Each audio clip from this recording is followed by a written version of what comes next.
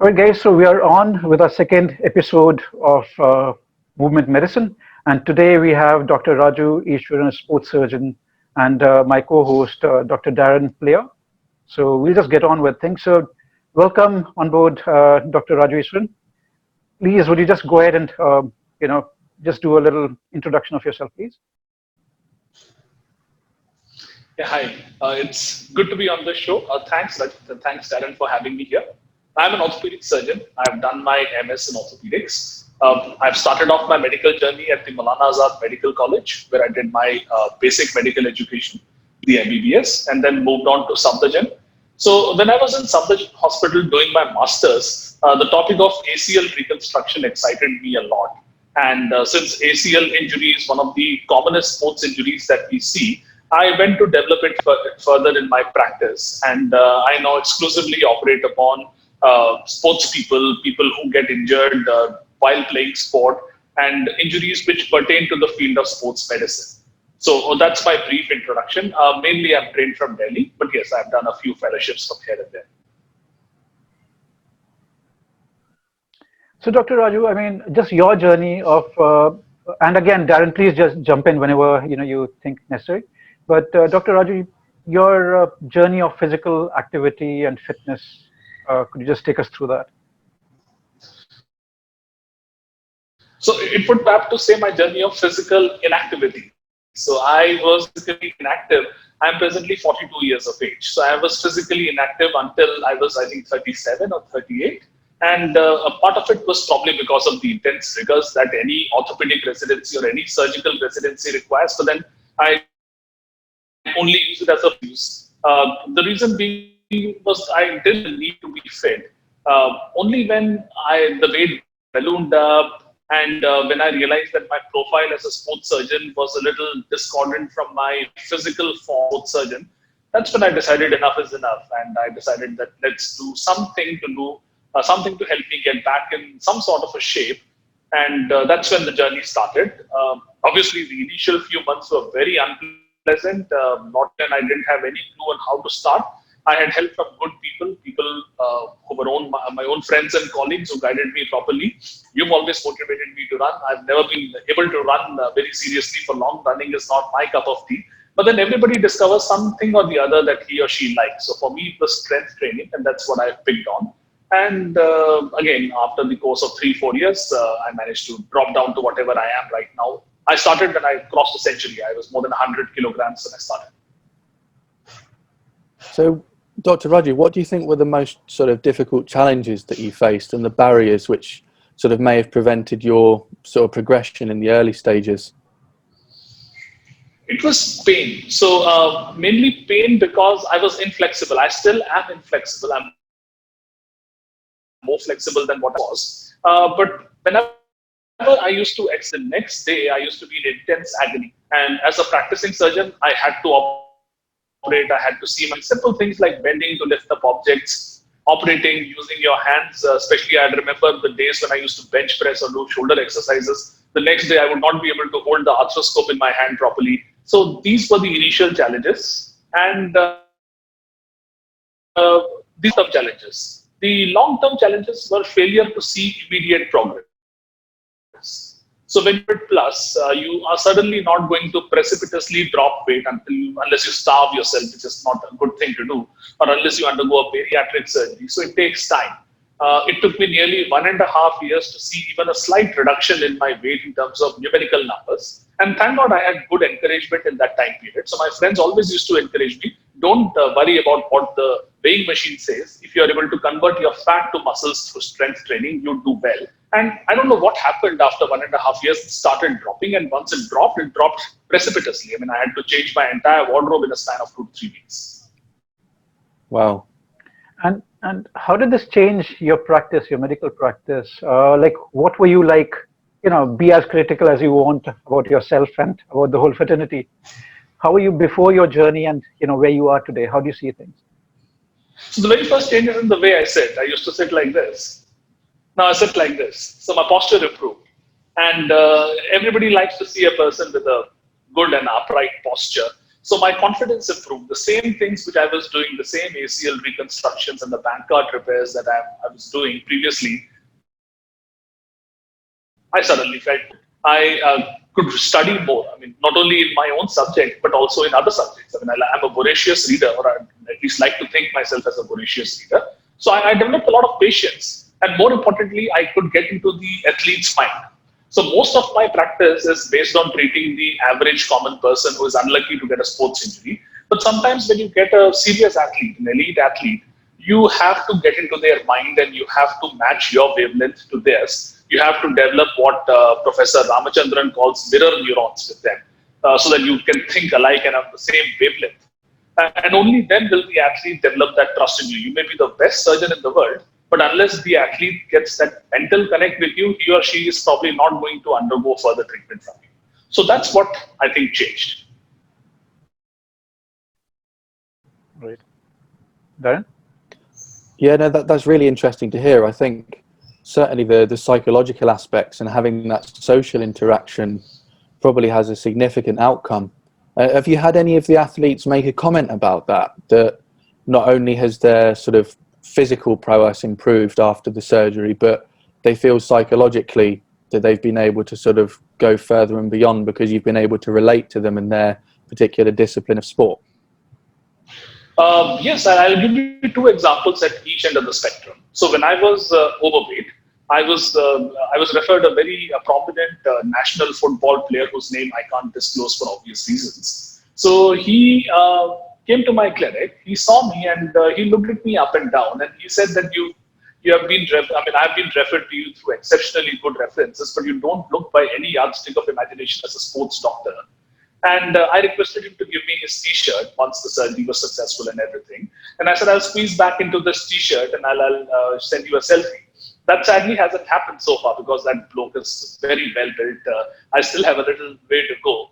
I'll give you other examples. So I get a lot of wrestlers, the side of Delhi that I practice in. It shares a border with a neighboring state called Haryana, which is the breeding ground for boxers in this country. So I'm able to relate to them. I'm able to speak their language. The moment a guy walks in, I ask him, how much do you bench? They do the Indian club swinging. I'm fairly adept at Indian club swinging. If you've ever tried your hand at Indian club swinging, you would know that it's a very good upper limb mobility and an upper limb strength exercise. It's a compound movement. So when they see me, when I show them my video of club swinging, and when I ask them simple questions, how much do you bench, how much do you squat, they get surprised. And sometimes a lot of patients come and describe to me the way they got injured, and they'll be like, Doc, I was doing this lat bar pull down. You know that thing which is there in the gym and you have to pull it down? I said, I know exactly what a lat bar pull down thing is. I know exactly what a deadlift is. So these things help. So people are taken aback. I mean, there may be a culture of fit doctors in the part of the world that you are coming from, but sadly here in India, me and people like Rajat are in a minority as of now, but then steadily increasing and steadily improving, as you will yourself discover in this web series. And, Darren, we were talking earlier about people who preach something else and do something else, and you had a comment to make about that. What was that again? So, yeah, I think, to be honest, it's all very well having the knowledge and the ability to tell everyone else what to do, but obviously it's important to advocate what you're actually sort of suggesting to other people to undertake. So, being able to, practice what you preach, so the saying goes, to actually make sure you're walking the walk and you're demonstrating that, we're all active, everyone needs to be active, and you're kind of setting the stall out as a recommendation personally, not just in terms of any prescription that you're having to any patients or whatever, but you're also doing it yourself. That's absolutely fundamental. Brilliant, yes. And, Dr. Raju is leading that way, isn't it now? Yeah, so Dr. Raju, I mean, again, we are in this lockdown period right now, and, obviously we're trying to do beyond this whole coronavirus thing. So a few things that you could actually come up with about the very basic myths that are there in your space, like, whether it be sports medicine, knee pain, shoulder pain, or the surgeries that are done for it, or the MRIs done for it. So if you could throw some light on, a few things that a lot more people should be aware of so they can take better decisions. Right. So I feel perhaps the biggest myth which is prevailing in orthopedics is to advocate rest for knee arthritis, or for that matter, any shoulder. It's well-meaning advice, and generally for most acute conditions, you are required to rest a bit. But I'll give you examples. So people with arthritis sometimes are asked by colleagues not to walk, not to climb stairs. People with back pain are asked not to bend. Now, how can you expect to lead a normal life without bending? That's something which is quite inexplicable to my mind. So it's probably well-meaning advice, but it's not backed by science. I mean, recent research, and it is published research, it shows that exercise has actually arthritis reversing features. I mean, if you look at it from the molecular perspective, exercise increases concentration of interleukin 10 and decreases the concentration of COMP. So 10 is a cartilage anabolic agent and COMP is a cartilage catabolic agent. So I feel the biggest myth prevailing in medical specialty in general and orthopedics in particular is advocating an excess rest for most chronic orthopedic conditions. While it is quite appropriate and sound for acute orthopedic conditions, it may not be that well-meaning for chronic orthopedic conditions. So that's one.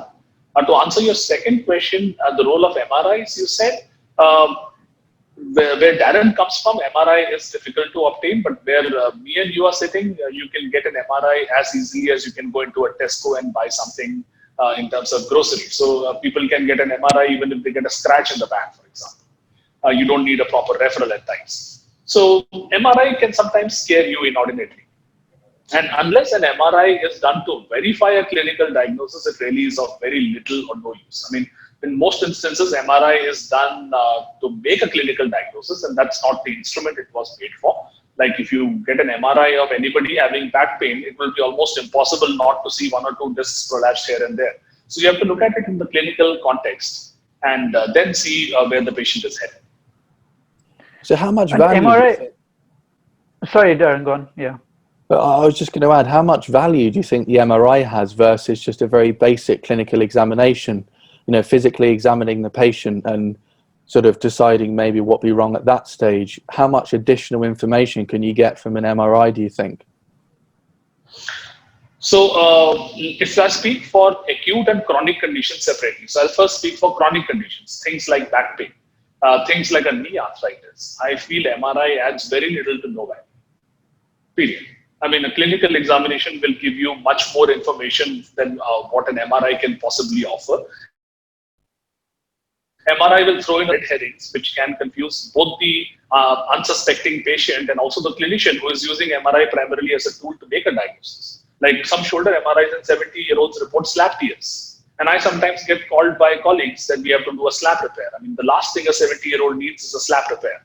And slap tear is lowest in the clinical diagnosis of a 70-year-old, unless he has been an active throwing athlete or a racket player.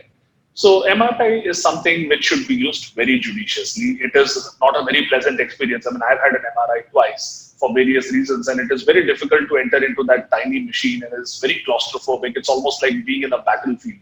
So I generally don't prescribe MRIs unless I feel it's absolutely essential. Now, in the acute scenario, yes, I know this guy has a torn ACL. Still, do we get an MRI? The answer is yes, because I don't know how much the ACL is torn, how much the cartilage is affected, how much the menisci are affected. So when an MRI helps me to improve my treatment decisions, so that's when I would get it unhesitatingly. And that generally, most commonly applies to acute conditions or acute conditions which have flared up as in the setting of a chronic condition. So one such example is a recurrent dislocation of the shoulder. I mean, guy's got shoulder which keeps on dislocating for several years, so it's a chronic condition. But whenever he comes to me for a surgical intervention, I would always get an MRI done just to see if any acute damage has happened with the latest status. And just to add to that, Dr. Raju, I mean, because this MRIs are very sensitive investigations, and as you said, it'll be almost be abnormal in almost all of us beyond, say, 35, 40 years of age, isn't it? Especially for a knee or a back. Doesn't it play a very negative role as well when we do an MRI? Probably it was not needed in the first place. And when people do a Google search, go to Dr. Google and find out those terms that are there, does it not actually lead to more psychological stress and, you know, emotionally messing up because they think, you know, it's end of the world kind of a thing?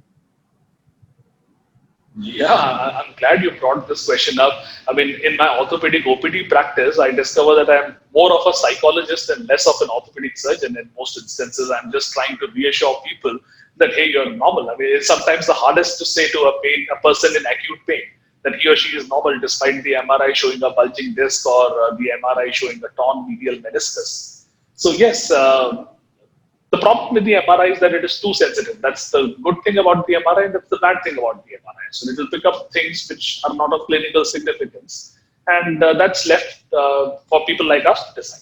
So my advice to anybody hearing this podcast would be to get an MRI done only at the suggestion of their medical practitioner. Do not get it done on their own. This obviously doesn't hold true for people who are listening it outside India, because you can't get an MRI done outside India without a proper prescription. But here you can. Brilliant. And again, going back to the first thing that we started off with things like a back pain, knee pain, that we're seeing chronic especially, how important a role does this whole being fit and exercise and movement, how important a role does it play in your practice? So in my practice, exercise is of paramount importance. And the reason being that after reading recent research, I've come to understand that in back pain, the only thing which can help the person is movement. And here I think the Scandinavian countries, they have taken a lead. So they have a program called the Glad Back. I think Darren would probably have heard about it or would know about it. So they have exercise incorporated in their national curriculum. I was recently reading an article wherein Norwegians were made to learn how to fall so that they don't fracture their limbs. So fall training, core exercises. So these are all very important in terms of personal fitness as well as to prevent all these injuries. So back pain, yes, I would almost always incorporate an exercise program based on core muscle strengthening as soon as I possibly can. Brilliant. So how would you recommend to for these patients to start? So if they're, if they've been physically inactive, sedentary for many, many years, and that's more than likely contributed to their the pathology that you're presented with, how would you recommend that they get started? So I tell my patients to do whatever they can do on their own with minimal amount of effort and pain. So I tell them to take painkillers or pain relief pills and use the pain relief window that the pill affords to do whatever exercise they are able. And the simplest exercise most people can do is walking. So I tell them, you don't have any targets for yourself. You start walking. You do a brisk walk, or you walk with whatever speed you can manage, but give yourself 1 hour per day of any form of exercise that you love. And gradually, when you start walking, as your physical fitness improves, you add strength training. And the two activities which I wholeheartedly recommend are a wall push-up and a squat. A squat could be a chair squat, it could be a squat on the Swiss ball, it could be an air squat, it could be a split squat, again, depending on the strength. And I sometimes like to give useful web references. I found that the NIH site on aging, Go for Life, if you go to Google and type Go for Life as in GO, the numeral 4, life, that particular website has very good practical recommendations that most people, especially seniors, find it very easy to follow. So when they read those recommendations, when they discover that these are recommendations meant for seniors, meant for people who have hip and knee arthritis and back problems, so that's when they learn the value of exercise, and that's when they are motivated to do it. I tell them that exercising in the presence of pain is not going to be a bed of roses. You will have pain. You must take pain relief medicines. You must take simple things like hot fomentation or any anti-inflammatory ointment to relieve your pain, but you must continue the exercise. So I give them the analogy of endorphins. So I tell them that the same endorphins which are causing pain relief to you artificially when you take the pain pill, you can synthesize the same endorphins naturally through exercise. Only thing is that a pain pill will instantly synthesize those endorphins and give you pain relief. Exercise will take a while. It might take a month, it might take 2 months. It depends on your genetic makeup. Brilliant. And Dr. Raju, I mean, we are in this space right now where it's about coronavirus. So, and we are under this whole lockdown thing. What would be your advice to your patients or general population out there? So my first and foremost advice to all general population, Indians in particular, to be to listen to what our Honorable Prime Minister had to say recently. please maintain social distance. So please stay at home. Please don't go out unless it is absolutely necessary for you to do so. All of us colleagues are available through telemedicine. Like this is being streamed on the web. This is presently being recorded and will be telecast someday. So I am running my clinic through telemedicine. A lot of other colleagues are running their clinics through telemedicine. So don't go for common, simple aches and pains. Don't make a physical visit to the doctors. Defer all elective surgery. So I have stopped operating. I have stopped physically seeing patients in my clinic. I do telemedicine on a daily basis. So that's the first thing. The Dr. second Raju, thing which I would... Yeah. Elective surgeries. Just please explain to the audience what is elective surgery. Oh yes, so elective surgery is something like a knee replacement or an ACL reconstruction. It is essentially a surgery which is not an emergency. To give you an example, in orthopedics, if you broke your bone, unfortunately, and that required a surgery, so that would be an emergency surgery. If you had a heart attack and you required a stent, it would be an emergency procedure. But then if you need a bypass surgery, it would not be an emergency. It would be something which can be deferred at a later date. So most of the orthopedic procedures are elective unless they are done for fractures. So I would advise all colleagues and patients to defer elective surgeries till the time we get over this coronavirus crisis. Darren, any other questions?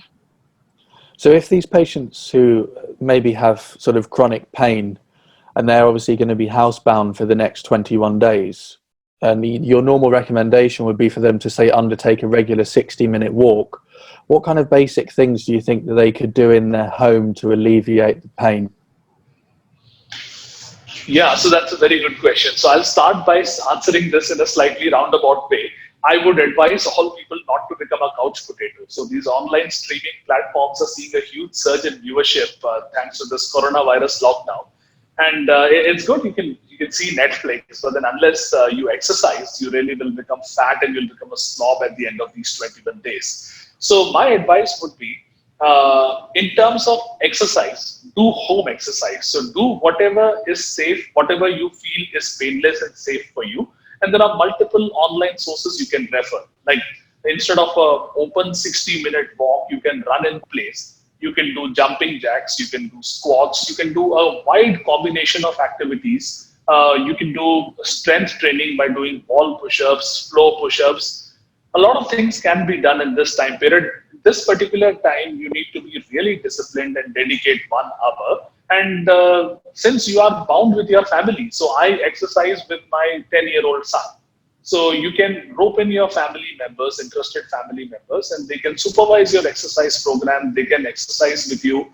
And that's how I feel we should kind of end this 21-day lockdown that we are currently facing.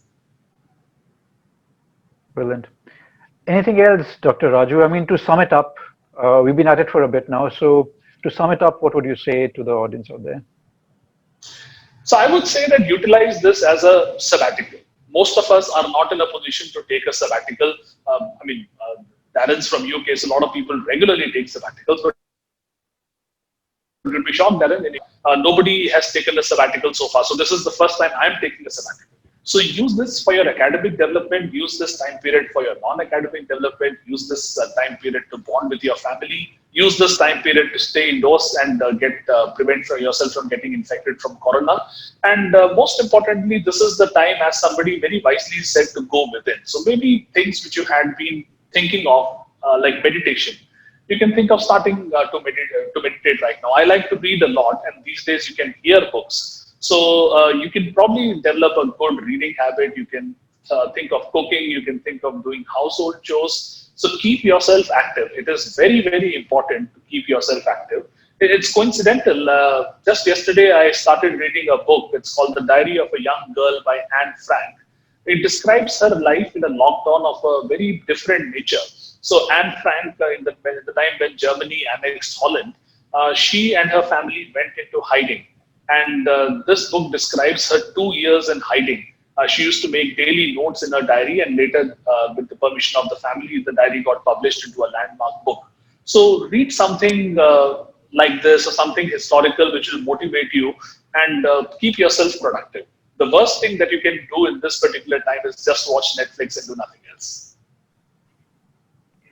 Darren? Yeah, that's very, very sound advice. Brilliant.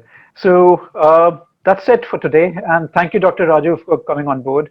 And what we'll do is at around the same time tomorrow, we'll be coming out with the next episode.